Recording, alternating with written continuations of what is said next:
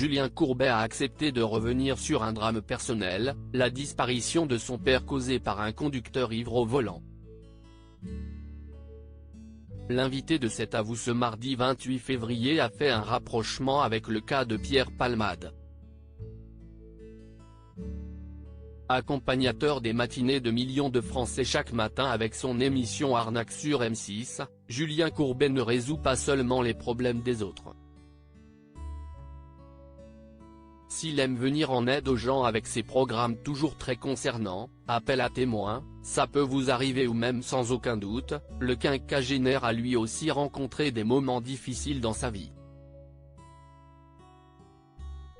On peut notamment citer la disparition, dans des circonstances glauques et dramatiques, de son père victime d'un accident de la circulation mortelle.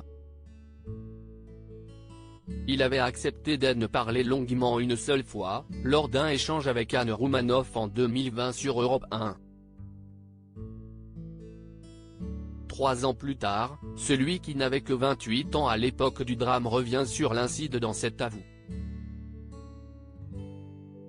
Deux histoires avec quelques similarités face à Anne-Elisabeth Lemoine, l'animateur de 58 ans aujourd'hui se souvient, « Mon père venait juste d'être à la retraite, il marche sur le trottoir et un homme qui était alcoolisé au volant, le fauche.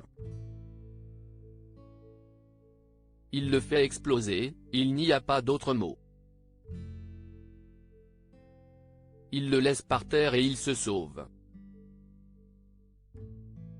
Après s'être sauvé, il va voir la police pour faire croire qu'on lui a volé sa voiture.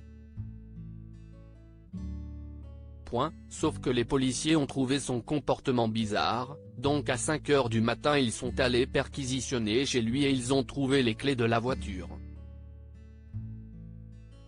Malgré les faits énoncés, l'auteur n'est pas allé en prison. Il a écopé de 3 avec sursis au bout du compte, dévoile le présentateur qui ne peut s'empêcher de faire un rapprochement avec l'actualité de ces dernières semaines. Tout ça pour dire que, je ne veux même pas rentrer dans les détails de l'affaire Palmade, placé en détention provisoire pour homicide et blessure involontaire, NLDR, ce qu'il a fait est inadmissible et impardonnable, mais si est juste pour expliquer aux gens qui s'insurgent que malheureusement on ne va pas en prison quand on fait ça. Il n'a pas eu de traitement en particulier parce qu'il est connu, il a peut-être eu un traitement en défaveur, analyse-t-il. Une opinion bien tranchée. L'ex-visage de TF1 aimerait aider ce type de personnes, comme l'homme qui a tué, on perd, pour éviter que de telles situations se reproduisent. Je souhaite qu'il soit soigné et surtout après, je pense que je l'aurais accompagné pour aller dans les écoles, les facs etc. Afin qu'il explique ce qu'il s'est passé. Qu'il dise j'ai pris le volant complètement sous et j'ai brisé une famille, explique cet habitué du petit écran.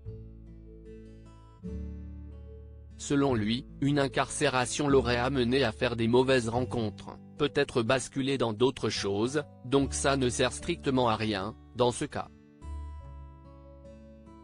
À lire aussi Julien Courbet, ses rares confidences sur la mort tragique de son père.